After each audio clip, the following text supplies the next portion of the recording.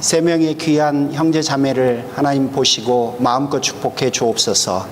그들의 여정과 그 삶 가운데 믿음의 눈으로 또 예수 그리스도가 주인 되시는 그런 안목을 가지고 인생을 걸어가고 또 살아가게 하옵소서. 앞길에 하나님의 축복이 함께하기를 간절히 소원합니다. 감사를 드리며 예수님의 이름으로 기도 올립니다. 아멘. 여러분 세세계 수고했다고 박수 한번 해주시겠어요? 감사합니다.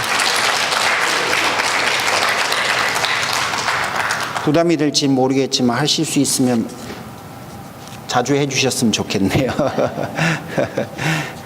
부담은 갖지 마십시오. 그저 희망사항입니다. 성도로 살아가다 보면 문득문득 떠오르는 의문들과 또 궁금증 이런 것들이 있잖아요. 중에 제가 몇 가지가 생각이 났는데, 첫 번째는 정말 내가 구원받은 게 확실한가? 다른 사람은 그런 것 같은데 나는 정말로 구원받았을까? 뭐 이런 궁금증이 있고요. 두 번째는 때로는 살다 보면 하나님에 대한 두려움이 막 우리에게 밀려올 때가 있지 않습니까? 저에게는 종종 그런 시기가 있습니다. 그래서 그 두려움에 대한 것을 어떻게 이해해야 되는가에 대한 의문점들이 있습니다.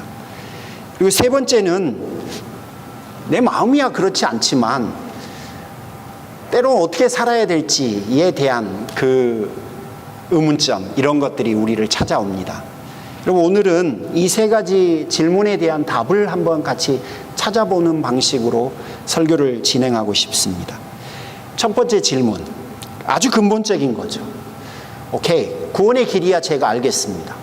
하나님 나라 복음이야 제가 많이 들었는데 그게 내 것이냐?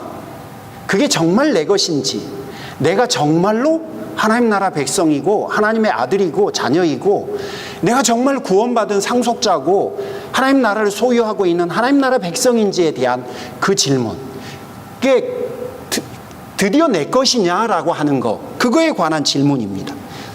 특히나 나의 못남이나 나의 부족함을, 불완전함을 내가 깨달을 때가 되면은 이 질문은 더 깊이 생겨나는 것 같아요. 여러분 주일 예배 몇 번만 빠져보십시오. 교회 오는 게 굉장히 어색해집니다. 기도 좀 소홀히 해보십시오. 다시 나와서 기도 한번 하는 게 얼마나 부담스럽고 힘든지 모릅니다. 신실한 성도이기를 사모하는 과정에서 우리 스스로가 부족함을 느끼는 거라면 여러분 이거는 어느 누구나 어떤 성도들이나 다 직면하는 이슈고 질문이에요. 그러나 구원의 확신에 관한 의문이라면 이건 다릅니다. 다시 재고해야 해요. 여러분, 구원은 주님의 구원 행위죠. 주님이 행하신 일 때문이지 우리가 한 일 때문에, 내가 한 어떤 것 때문에 받는 것이 결코 아닙니다. 그러니까 구원의 여정 가운데 그 여정을 걸어가고 있는 내 자신이 나에게 초점을 맞추기 시작한다면 이거는 어쩌면 불신앙에 더 가까워요. 그러니까 여러분이 내가 구원받은 사람 맞아? 라고 하는 그런 의문점이 나의 어떠함에서 비롯된 거라면 그건 여러분 다시 점검하셔야 돼요. 하지만 예수 믿는 모든 사람들은 사실 궁극적으로 내가 신앙인으로서 걸어가는 어떤 삶의 어떤 과정에 실은 의문을 갖기도 합니다. 그거는 자연스러운 거예요. 내가 구원받은 것이 확실한가요? 확실합니다. 증거가 뭡니까? 오늘 본문 1절에서 첫 번째 증거를 이렇게 말합니다. 여러분은 예수 그리스도 때문에 모두 영원히 안전합니다. 1절은 결코 여러분이 행하신, 여러분이 가지고 계신 어떤 것을 가지고 여러분의 구원이 확실하다고 말하지 않습니다. 여러분 때문이 아니라 예수 그리스도 때문에 우리의 구원은 영원히 안전하다고 이야기합니다. 2절에서 성도는 자신이 아니라 예수 그리스도로 말미암아 천국을 소유하게 되고 죄의 지배를 벗어나게 되었다라고 이야기합니다. 여러분이 하나님의 자녀이고 여러분이 구원받은 게 확실한 이유는 여러분 때문이 아닙니다. 예수 그리스도 때문입니다. 세 번째는 3절과 4절에서 연속해서 나옵니다.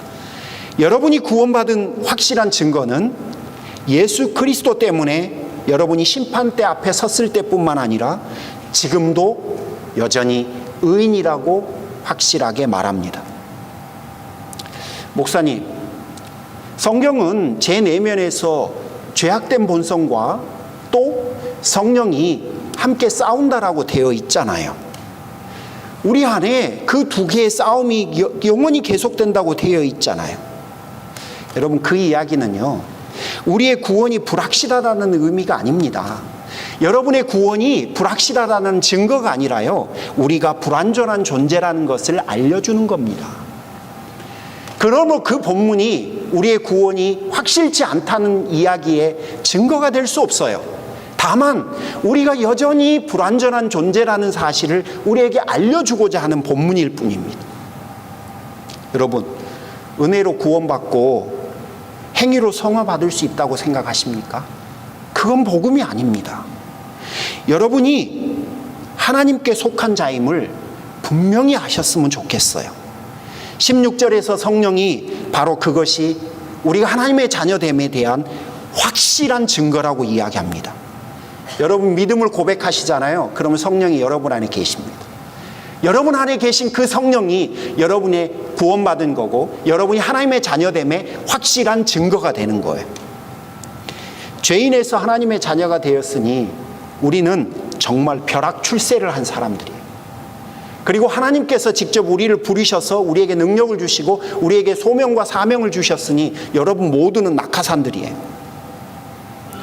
목사님, 제가 그렇게 그런 확신을 갖기에는 저에게 아직 부족함들이 많은데 충분히 이해합니다. 그런데 여러분 한번 바꿔서 한번 생각해 보실래요? 여러분 자녀들이 다소 못난 행동을 했다고 한번 생각해 보십시오. 그렇다고 여러분 호적팝니까? 여러분 자녀들이 여러분 마음에 안 들어. 그리고 심각하게 여러분을 갈등시키고 고민하게 해요. 그렇다고 우리가 너는 지금부터 내 아들 아니야, 내 딸 아니야. 우리 부모가 그런 부모님 계세요? 여러분 가끔 TV에 그런 일들이 나오기는 합니다만 우리 아이들이 하는 정도를 가지고 우리는 그런 행동을 결코 안 합니다. 다시 말씀드려요. 여러분이 남들보다 나은 인생을 살고 계셔서가 아니라 그리스도가 여러분 안에 계시기 때문에 여러분은 하나님 자녀가 맞는 거예요. 두 번째 질문이 왠지 모를 두려움에 우리가 휩싸일 때가 있는데 제가 하나님의 자녀여도 제가 두려움에 휩싸일 수 있습니까? 그런 질문. 시편 111편 10절은 여호와를 경외하는 것이 지혜의 근본이다. 열왕기하 17장 39절 오직 너희 하나님 여호와를 경외하라. 전도서 12장 13절 하나님을 경외하는 것이 사람의 본분이다. 이 세 본문에 계속해서 이야기하고 있는 걸 경외라는 단어가 나옵니다. 경외는 두려움입니다 라고 하는 한경진 목사님의 해석에 동의합니다. 예, 두려움이 맞아요. 불신자들은 심판을 두려워하고요, 성도들은 하나님을 하나님으로 높이려고 하는 동기에서 어떤 두려움들이 우리 안에서 드러나기도 합니다. 그래서 우리는 그 두려움을 구별하죠. 뭐라고 하냐면 경외라고 표현합니다. 왠지 모를 두려움이 여러분에게 찾아오십니까? 그러면 불신자에게도 넌크리스천들에게도 그 두려움이 있고 성도들에게도 두려움이 있는데 그러면 그 두려움을 조금 더 한번 살펴보면 좋을 것 같아요. 여러분이 두려워하시는 그 두려움의 실체가 무엇인가요? 혹시 하나님으로부터 내가 버림받을 것 같은 두려움이십니까? 아니면 거룩하신 하나님을 더 존귀히 여기고 있지 못한 나의 부족함에서 비롯된 두려움들입니까? 아니면 그와 유사한 어떤 다양한 두려움들이 여러분에게 오는 것입니까? 15절에 보면 이렇게 되어 있어요.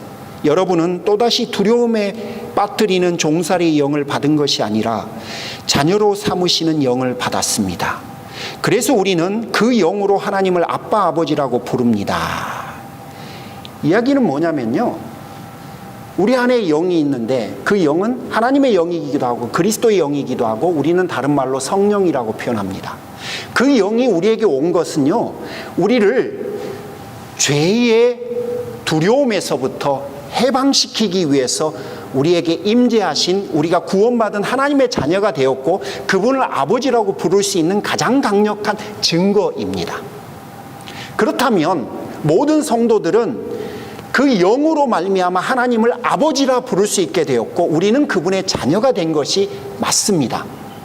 따라서 어떤 성도도 죄에 대해서, 심판에 대해서, 하나님으로부터 내쳐질 것에 대한 두려움으로부터 다 해방된 것이 맞습니다. 따라서 만약에 내가 하나님으로부터 내쳐질 것 같은 두려움이 여러분에게 임했다면 그 두려움에는 사실 내가 하나님의 자녀가 되었다는 확신이 아직 없는 것에서부터 비롯된 두려움일 수 있습니다. 그러나 반대로 내가 하나님의 자녀인데 내가 하나님의 자녀답게 살지 못하는 내 모습에서 보는 실망감 때문에 오는 두려움이라면 여러분, 그런 두려움은 모든 성도들이 다 갖고 살아갑니다. 자, 여러분이 가지고 계신 그 두려움의 실체가 어느 쪽입니까? 내가 하나님 앞에 구원받지 못할 것 같은, 아니면 내가 하나님 앞에 내쳐질 것 같은 그런 류의 두려움입니까? 그렇다면 여러분에게 권합니다. 하나님 나라 복음을 다시 한번 처음부터 공부를 해보시죠. 그리고 그 두려움이 그분이 우리에게 해결해 주신 그 복음의 핵심이라는 사실을 여러분이 다시 한번 이해하고 받아들였으면 좋겠어요. 그러면 그 두려움으로부터 여러분은 해방되실 수 있습니다. 사단이 막연하게 우리의 인생 가운데 주는 그 모든 두려움으로부터 여러분은 자유함을 누리실 수 있습니다. 그게 바로 하나님을 아버지라고 부르는 자녀들만이 누리는 특권이 될 수 있어요. 하지만 여러분이 혹시 두려움이 있으세요? 내가 하나님의 자녀인데 자꾸 그분을 더 사랑하고 싶고 그분을 향해서 더 간절히 나가고 싶고 내가 하나님 앞에 더 좋은 걸 해드리고 싶은데 내가 그러질 못해. 그런 두려움이세요? 여러분, 그거는요, 우리가 다 가지고 있는 거예요.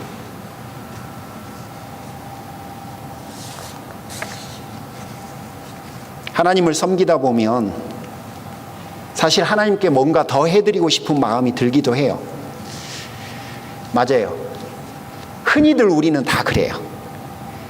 그런데 여러분 아세요? 여러분 대다수가 부모님이시잖아요. 부모는요, 자식이 맛있게 먹는 모습만 봐도 행복합니다. 엄마 이거 진짜 맛있다만 해줘도 좋다니까요.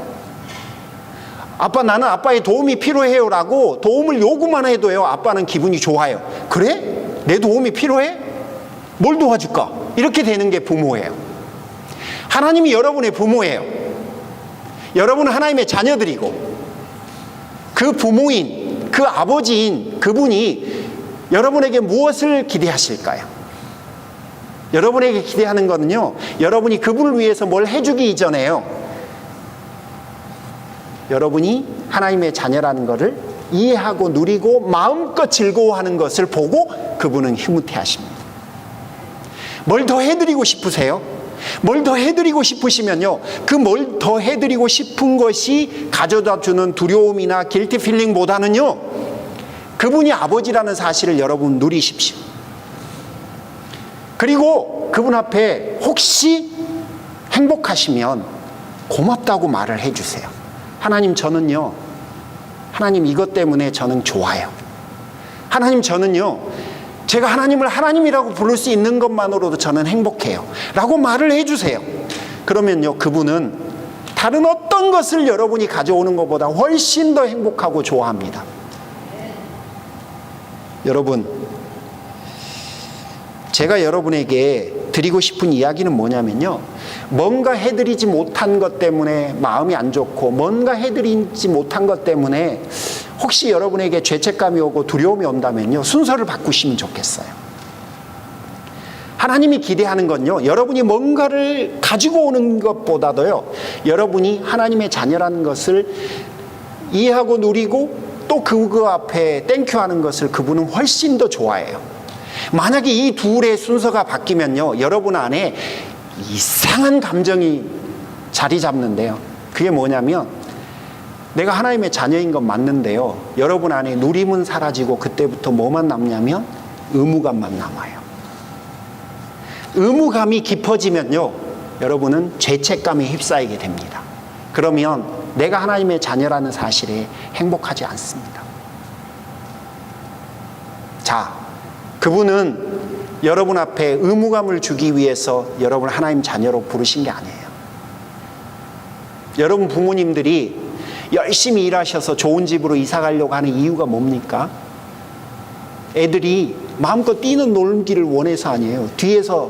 뒷뜰에서 바베큐라도 해보고 싶어서 아닙니까? 그 아이들에게 그런 거 누리게 해주려고 하는 거 아니에요. 저는요, 제 아이들 친구들을 집으로 한 번도 초대를 못 해봤어요.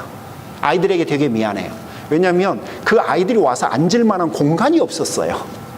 지금까지 살아오면서 집들에. 그러니까 저도 아이들에게 큰 집을 가져다 주고 싶어요. 이유는 누리라고. 마음껏 누리라고. 저 그 누리는 거 해주고 싶었어요. 자, 성도가, 신앙인이 가장 중요한 거는요, 내가 뭘 소유하고 있느냐가 아니라요, 그 소유하고 있는 것을 지금 누리고 있느냐예요. 누리셔야 해요. 그게 먼저예요. 그 누림이 사라지면 여러분 소유는 나중에 의무와 죄책감으로 바뀝니다. 혹시 여러분 안에 여러분이 하나님 자녀됨을 누리지 못하고 계시다면 여러분 그거는 의무와 죄책감으로 바뀌어갈 가능성이 훨씬 커요. 두려움이 오신다고요? 죄책감이 느껴지신다고요? 그것의 실체를 다시 한번 살펴보십시오. 아직도 그 두려움이 해결이 안 되십니까? 그러면 조금 더. 세상에서는요, 남들이 하지 못한 무언가를 이뤄낸 사람들을 존경합니다. 그러나 십자가는 달라요. 하나님이 나를 사랑하심으로 내가 소중하다고 말해주는 게 십자가예요. 십자가는요, 여러분의 성공이 아니라 우리 자신을, 여러분의 업적이 아니라 여러분의 존재의 가치를 둡니다. 완전히 기준이 달라요. 세상은 초라해진 여러분에게 눈길을 주지 않을 거예요. 여러분이 만약에 실패를 딛고 일어선다면 그때에는 웃으면서 다가와서 사랑한다고 말을 할 거예요. 하지만 주님의 십자가는 그러지 않아요. 내가 너를 사랑함으로 너는 특별하다고 이야기해줘요. 현재 여러분 안에 초라한 모습이 있다고요? 그러면 염려하실 필요 없어요. 그 초라함과 그 부족함을 그대로 하나님을 사랑을 해요. 그런 것과 상관없이 여러분은 이미 그분 앞에 존귀한 분들이에요. 왠지 아십니까? 여러분 자녀니까, 자식이니까, 아들이니까, 딸이니까 다른 이유가 필요하지 않아요. 그것만으로 이미 여러분은 주 앞에 존귀합니다. 초라함 때문에 두려움 갖지 마십시오. 하나님은 여러분의 성공적인 삶이 아니라 여러분의 신실한 삶을 원해요. 그 신실함을 기대해요. 우리의 자격이 아니라 우리의 믿음을 그분은 기뻐하십니다. 그러므로 여러분의 부족함 때문에 두려워하지 마십시오. 마지막 질문. 마음이야 그렇진 않지만 종종 내가 어떻게 살아야 될지 잘 모르겠어요.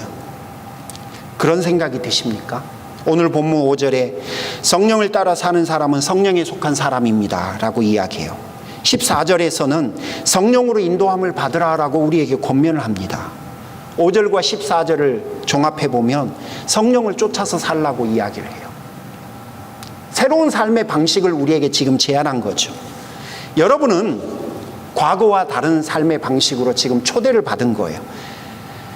자, 성령이, 우리 안에 계신 성령이 여러분이 구원받은 하나님의 자녀라는 가장 강력한 증거예요. 그 이후에 그 성령은 이제 내 삶을 변화시킵니다. 새로운 방식으로 우리가 살아가기를 그분은 초대하고 제안을 해요. 요한복음 14장에 의하면 그 성령께서 어떤 이유에서 예수님에 의해서 하나님 앞에 요청되었는지가 잘 설명되어집니다. 우리가 잘 아는 대로 요한복음 14장의 컨텍스트는 예수님께서 겟세마네에서 기도하시기 전에, 그리고 십자가에서 달리시기 전에 그의 사랑하는 자녀들이 고아와 같이 내버려 두어지는 것에 대한 안타까움과 아쉬움에 성부 하나님께 성령을 요청해요. 동기는 크게 보면 두 가지입니다. 첫 번째는 하나님 아버지, 저들이 당신의 자녀들입니다. 그런데 이제 제가 당신의 뜻대로 십자가에서 죽고 당신에게 갈 건데 저들을 그대로 남겨두면 저들을 누가 지키고 보호합니까? 저들을 지키고 보호할 수 있도록 보혜사, 즉 성령을 보내주십시오. 헬라어로는 파라클레토스입니다. 왜 보혜사라냐면 옆에서 돕는 분, 그런 의미이기 때문에 그렇습니다. 성령을 보내주십시오. 두 번째는 아버지, 저들이 세상에서 이제 믿음을 지키면서 살아가야 되는데 그들이 그 믿음을 지키면서 살아가는 것이 어떤 의미인지 당신은 아십니다. 그러므로 저들에게 능력을 주고 믿음을 지키면서 살아갈 수 있도록 보혜사를 보내주십시오. 그래서 요한복음 14장을 근거로 하면 성령은요, 여러분을 지키고 보호하기 위해서, 그리고 여러분의 구원이 마지막 순간까지 보장되게 하기 위해서 그분이 여러분에게 능력을 주시기 위해서 믿음을 지키며 살아가실 수 있도록 여러분에게 성령을 허락하신 겁니다. 그래서 아주 어려운 말로 성령은 누가 보냈냐라고 그러면 성령은 예수님의 요청에 의해서 성부와 성자의 이름으로 성부가 보내신 거다, 그렇게 신학은 말을 합니다. 자, 그러면 성령을 한번 고민해 보십시오. 그분이 여러분에게 왜 주어져 있느냐? 맞습니다. 우리가 잘 아는 대로 그분이 임재해 있어야만 우리가 하나님 자녀라고 하는 가장 강력한 증거가 될 수 있어요. 하지만 그것을 뛰어넘어요. 요한복음 14장에 의하면 그분이 바로 여러분의 인생을 지켜주십니다. 그분이 바로 여러분 실제의 삶 속에서 여러분을 보호하기 위해서 오신 거예요. 그분은 기도원에만 계시는 게 아니라 여러분의 이 삶 그 자체에 지금 계시는 거예요. 더불어서 여러분이 믿음을 지키라고, 끝까지 그 믿음을 지킬 수 있도록 그분이 여러분에게 능력을 주시기 위해서 와 계시는 거예요. 그래서 그분은 여러분에게 돕는 분이고, 여러분 인생을 조언하시는 분이고, 여러분을 옆에서 지켜주시는 분이에요. 자, 그러면 어떻게 살아야 됩니까? 제가 어떻게 살아야 됩니까? 오늘 본문에 나와 있는 대로 성령을 쫓아서 살면 됩니다. 성령을 쫓는다는 게 무슨 의미입니까? 그건 너무 추상적인데 잘 모르겠습니다. 여러분, 사실은 저도 이 부분은 굉장히 어렵습니다. 그래서 갈라디아서 3장 5절을 인용합니다. 여기에 보면 성령과 믿음의 연관성을 설명합니다. 갈라디아서 3장 5절 한번 들어보십시오. 하나님께서 여러분에게 성령을 주시고 여러분 가운데서 기적을 행하시는 것은 여러분이 율법을 행하기 때문입니까? 아니면 믿음의 소식을 듣기 때문입니까? 그렇지 않으면 여러분이 복음을 듣고 믿어서 그렇게 하신 것입니까? 갈라디아 3장 5절은 성령은 여러분의 믿음을 통해서 오셔서 일하신다는 것을 이야기해요. 이 말은 뭔 말이냐면 여러분의 믿음을 통해서 오늘을 위한 약속을 오늘 성령이 이루시고 내일을 위한 약속은 내일 성령께서 이루신다는 거예요. 자, 그렇다면 이거 이런 의미가 될 수 있을 거예요. 성령을 따라 사는 삶은 믿음을 지키면서 사는 거다라고 말할 수 있을까요? 저도 좀 조심스러운데요. 성령을 따라 사는 삶은 믿음을 지키면서 사는 삶으로 대변될 수 있다라고도 말할 수 있을 것 같아요. 여러분의 오늘을 한번 생각해 보시고 여러분의 내일도 한번 생각해 보십시오. 제가 몇 가지 생각해 봤는데요. 어플라이한 회사에서 아직 아무런 소식이 오지 않는 것이 여러분 중에 어떤 분의 오늘이실 수 있을 거예요. 몸이 너무 많이 아파요. 이게 여러분 중에 어떤 분의 오늘이실 수 있어요. 자녀들의 등록금에 대한 고뇌를 하고 계신 분이 여러분 중에 어떤 분이실 수 있어요? 한국에서 미국으로 와서 어떻게 살아가야 되나 하는 것에 대한 막연한 두려움을 가지고 계신 분이 여러분 중에 어떤 분이실 수 있어요. 그리고 우리가 지난 몇 주 동안 기도했는데 7살 엠마가 결국은 하나님의 부르심을 받아서 장례식을 마쳤어요. 그리고 그 부모는 아직 일상에 복귀를 못했어요. 그 부모의 오늘입니다. 어떤 분의 오늘은 기쁜 일이 있어서 웃고 그리고 하나님 앞에 감사하기도 합니다. 어떤 분의 오늘은 아프고 마음이 무너지고 염려와 근심 가운데 있을 수 있습니다. 웃을 수 없는 상황, 마음이 착착한 상황, 그게 바로 어떤 분의 오늘이에요. 자, 그러면 우리 모두의 그 오늘 가운데 성령을 따라 살아간다는 것은 그 모든 오늘을 믿음의 눈으로 바라보고 믿음으로 재해석하고 그분이 우리를 자녀로 삼으신 그 구원에 대한 약속으로 그 오늘을 다시 한번 바라볼 줄 아는 것, 그리고 그 안에서 답을 얻어서 답을 찾아가려고 답을 풀어가는, 정답을 찾아가는 그 여정을 걷는 것, 이게 우리가 할 수 있는, 성령을 소유하고 있고 그 성령이 우리의 인생의 도우심이 되고 그분이 우리의 보호가 되고 그분이 우리에게 능력을 주신다고 하는 그 믿음을 가지고 살아가는 오늘의 하루가 아닐까요? 그러면 그 약속이 오늘이라면 성령께서 오늘 그 약속을 지키실 거고, 그 약속의 성취가 내일이라면 성령께서는 내일 그 약속을 성취해 주실 겁니다. 만약에 오늘 그 약속의 성취를 받았다면 우리는 기쁘고 즐겁고 감사할 거예요. 내일이라면 우리는 내일 기쁨과 감사와 행복이 우리에게 찾아올 겁니다. 따라서 성령을 따라 사는 사람은 우리의 현실은 바뀌는 게 하나도 없지만 그 현실에 대한 이해는 다릅니다. 그래서 결코 우울하게만 살지 않는 게 바로 세상이 감당하지 못하는 성도들의 삶인 겁니다. 여러분, 저도 잘 모르겠어요. 성령을 따라 사는 것이 어떤 의미를 갖고 있는지 저도 아직까지는 잘 모릅니다. 다만 제가 하는 최선은 그분을 신뢰하고 그분을 이해하고 그분을 의지하고 그분의 도우심을 간절히 사모하고 그분의 손길이 제 인생 가운데 있기를 간절히 소원하는 마음으로 가지고 오늘 하루를 살아가는 겁니다. 다릅니다. 이런 거 없이 살아가는 것과 이런 거를 가지고 살아가는 거는 확실히 다릅니다. 내가 하나님의 자녀라고 하는 그 약속은 소유했지만 여러분, 사실 그 소유한 약속을 가지고 누리면서 성령의 인도하심과 그분의 도우심을 간절히 구하면서 살아가고 그분의 손길을 느끼면서 감사하며 살아가는 것은 완전히 다릅니다. 여러분, 이번 한 주 동안 여러분도 한번 좀 고민 같이 해 주시지 않겠어요?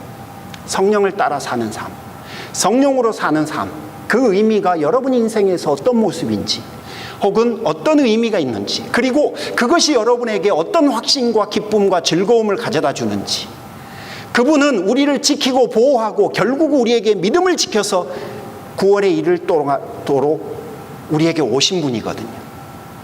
저기 멀리 계셔야 되는 분이 아니라 통성으로 기도하는 분들만이 좋아하는 그 기도원에만 계시는 분이 아니라 여러분의 실제 삶 속에서 역사하기 위해 오신 분이거든. 그러면 그분과 더불어서 함께 누리는 삶이 무엇인지를 여러분 그 답을 일주일 동안 한번 찾아가 보시면 어떠실까요? 다릅니다. 그 약속만 가지고 있는 분과 그 약속이 무엇인지는 명확하게 잘 모르지만 그것들을 누리려고 애를 쓰는 분의 삶은 분명히 다릅니다. 아무 일 없는 것도 인생에서는 행복한 거지만요, 어떤 일이 있어도 그 안에서 기쁨과 감사를 찾으며 행복해하는 사람은 다릅니다. 달라요. 아무 일 없어서 행복하다고 말씀하시는 분은 별일이 생기면 어떡하실래요? 그러면 그 행복은 사라지는 거 아니겠습니까? 하지만 어떤 처지에 처하든 어떤 상황에 처하든 그것들을 믿음의 눈으로 성령과 함께 살아가려고 하는 훈련과 연습을 하면서 신앙생활 해가는 분은 다릅니다.